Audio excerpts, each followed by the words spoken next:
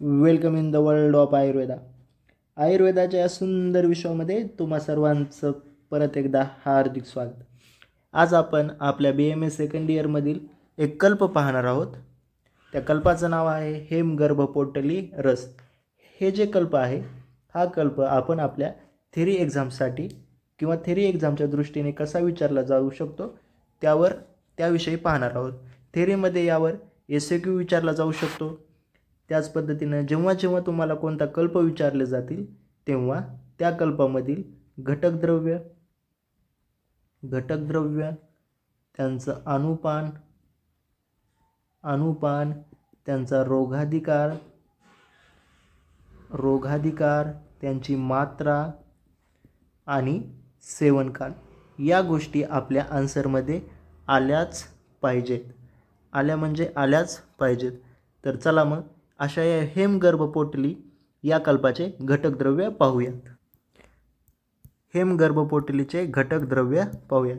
हेमगर्भपोटलीमध्ये हा सुवर्णयुक्त कल्प आहे. सुवर्णभस्म, पारद, गंधक, ताम्र हे आहेत याचे घटकद्रव्य आणि याचं भावनाद्रव्य आहे कुमारी स्वरस. लक्षात कसं ठेवायचं त्यासाठी ट्रिक पाहूया. आपल्याला माहिती नावावरूनच लक्ष ठेवायचं. पहिल्यांदा कधी पण तुम्हाला कोणता पण घटक दिला तर त्याच्या नावावरून लक्ष ठेवण्याचा प्रयत्न करायचा, इझी होतं. आपल्याला माहिती आहे हेम म्हणजे काय? हेम म्हणजे सुवर्ण, बरोबर आहे.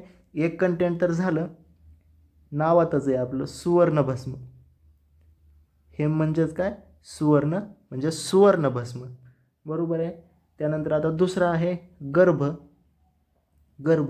या गर्भावरूनच आपण आता आपले बाकीचे कंटेंट लक्षात ठेवूयात. गर्भ, कुमारी स्वरस याचं काय आहे? भावनाद्रव्य. आपल्याला माहिती गर्भधारणा कोणाला होते? कुमारी. गर्भधारणा त्याच्या अगोदर आपण गर्भधारणा कोणाला होते तर गर्ल म्हणजेच काय? मुलींमध्ये होते. मुलींनाच काय म्हणतात? कुमारी. आता आपण आयुर्वेद शिकतो म्हणजे आपल्याला आयुर्वेदाचे टर्म आले पाहिजेत. मुलींनाच काय म्हणतात? कुमारी. म्हणजेच आपल्या हेमगर्भपोटलीचं भावनाद्रव्य आहे कुमारी स्वरस, बरोबर आहे, कुमारी स्वरस. त्याच पद्धतीनं पारद आणि गंधक याला काय म्हणतात? कज्जली, बरोबर आहे. पारद आणि गंधक याला काय म्हणतात? कज्जली. तर आपण काय करतो? कज्जलीलाच आपण काजळ लक्षात ठेवायचं. काजळ कोणाला लावतो तर मुलांना लावतो, लहान मुलांना लावतो. मुलं म्हणजेच काय? गर्भाला लावतात. म्हणजेच हेमगर्भपोटलीचा दुसरा घटकद्रव्य काय आहे? कज्जली म्हणजेच पारद आणि गंधक. त्यानंतर नेक्स्ट घटकद्रव्य शुल्ब, ताम्र. यालाच शुल्ब असे पण म्हणतात, शुल्ब, बरोबर आहे. शुल्ब. मला सांगा गर्भपोटात असल्यास काय होतं? गर्भपोटात असल्यास शूल होतं. गर्भपोटात असल्यास शूल म्हणजेच काय? दुखतं, म्हणजे शुल्ब. आपण पाहत आहोत हेमगर्भपोटलीचे घटकद्रव्य. नावावरून लक्षात ठेवायचं. हेम म्हणजे काय? सुवर्ण. हेम म्हणजे सुवर्ण, नावातच आहे. पहिला घटक काय असणार? सुवर्णभस्म. त्यानंतर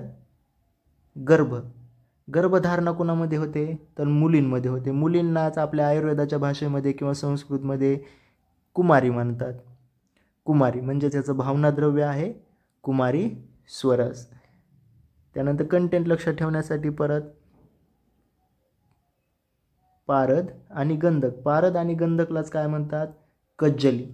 कज्जली म्हणजेच काय? काजळ. कज्जली काळी असते म्हणून तिला कज्जली म्हणतात. म्हणजेच काजळ पण काळं असतं. काजळ कुणाला लावतात? मुलांना लावतात. मुले म्हणजेच काय आहेत?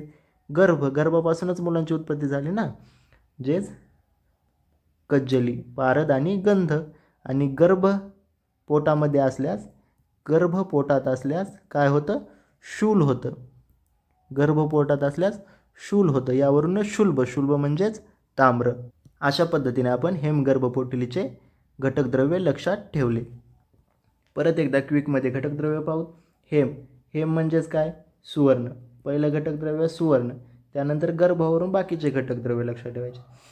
गर्भधारणा कोणामध्ये होते? मुलींमध्ये होते. मुलींनाच काय म्हणतात? कुमारी म्हणजेच याचं भावनाद्रव्य आहे कुमारी स्वरस. त्यानंतर मुलांना काय लावतात? काजळ. म्हणजेच काय? गर्भांना काजळ लावतात. काजळ म्हणजेच काय आहे? कज्जली कशापासून बनते? पारद प्लस गंधक. आणि गर्भ पोटात असल्यास काय होतं? शूल होतो. पोटात गर्भ असल्यास शूल होतो. शूल यावरूनच काय? शुल्ब म्हणजेच ताम्र. सुवर्ण, कज्जली, पारद, गंधक, शुल्ब म्हणजे ताम्र आणि भावनाद्रव्य आहे कुमारी स्वर. याचा रोगाधिकार पाहूया.